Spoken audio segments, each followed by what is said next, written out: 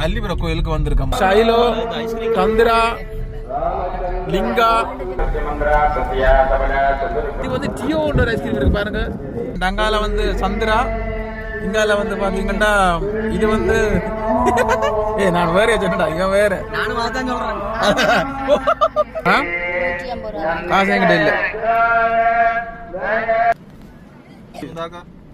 எனக்குங்கடா இதா என்ட.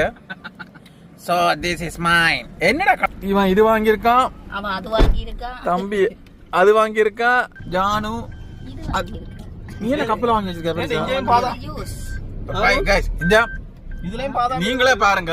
இது வந்து 100 ml, அது வந்து 1 லிட்டர். அங்க பாருங்க 1 லிட்டர் கப். அது